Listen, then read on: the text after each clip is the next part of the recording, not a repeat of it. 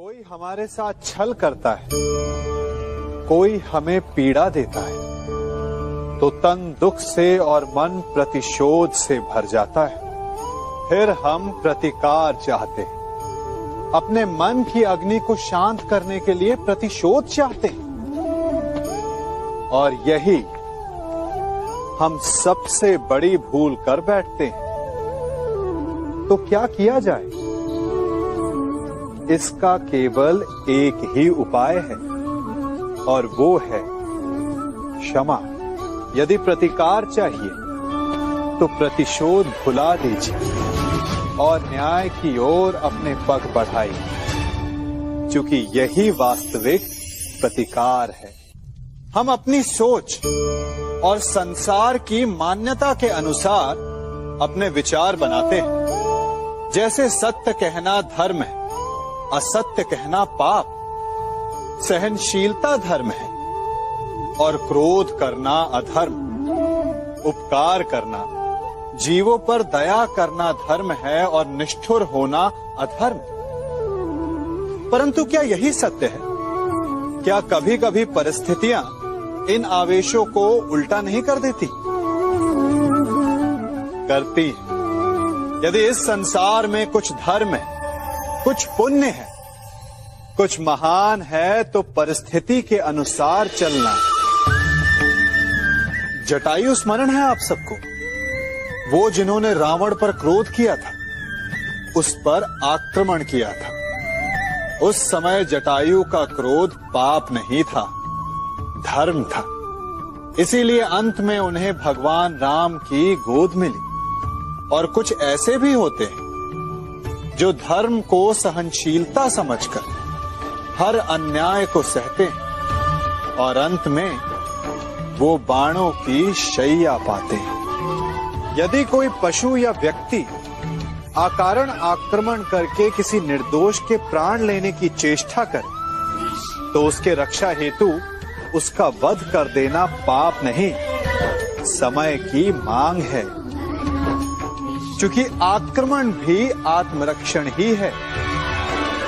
यदि किसी दुष्ट की सहायता करने से सामान्य मनुष्य को कष्ट पहुंचे, पीड़ा पहुंचे, तो उसे सहायता ना देना ही धर्म है। अकारण क्रोध अस्वीकार्य है, परंतु यदि क्रोध से कुछ शुभ हो, पाप बाहुभीत हो, तो क्रोध और दंड भी धर्म ही है।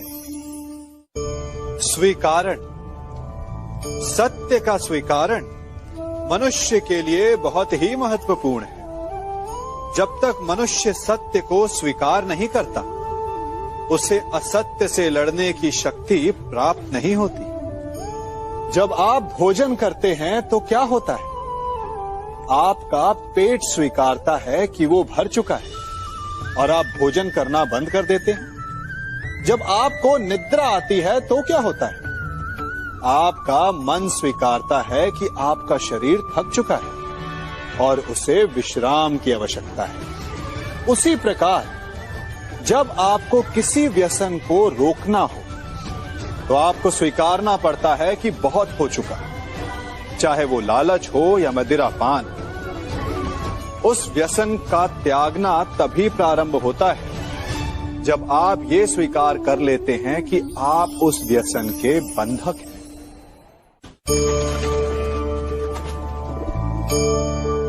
इन पक्षियों को देख रहे हैं आप? इनका उड़ना वायु में इतना संतुलन मुक्त कर देता है ना?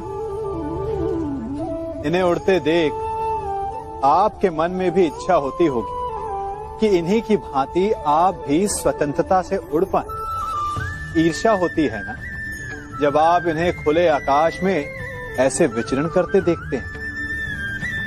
पर कभी सोचा है इस उड़ान को, इस स्वतंत्रता को पाने के लिए कितना परिश्रम, कितना अभ्यास किया होगा इन्होंने? आकाश में उड़ने से पूर्व धरती पर कितना गहन परिश्रम किया होगा इन्होंने।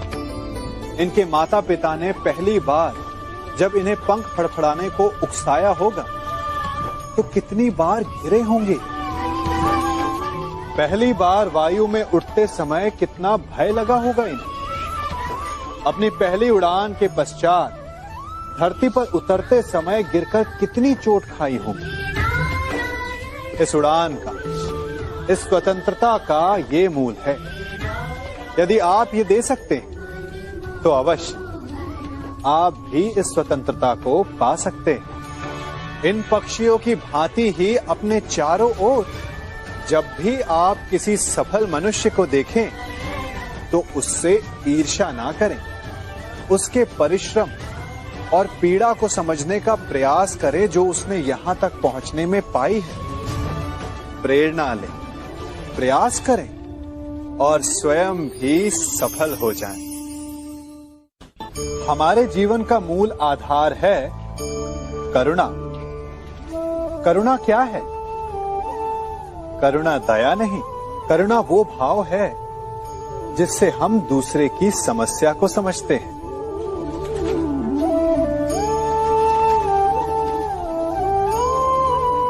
उसकी कठिनाई को अनुभव करते हैं। इस संसार में सारे संघर्षों का मूल है एक दूसरे की परिस्थिति को ना समझना, और इस समस्या का हल है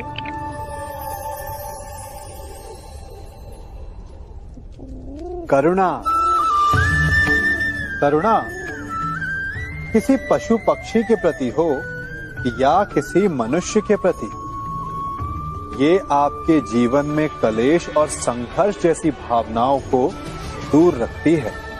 और जिस दिन आप दूसरे को करुणा के दृष्टिकोण से देखेंगे, आपको उसकी समस्या समझ आएगी और उसे आपकी, और उस दिन हर संघर्ष का अंत हो जाएगा।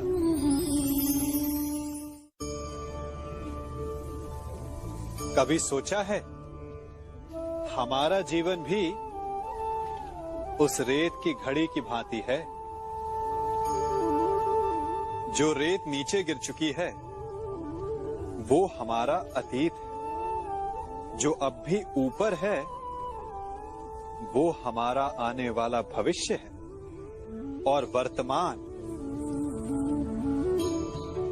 ये संकुचित स्थल है जहां से धीरे धीरे करके रेत गिर रही है।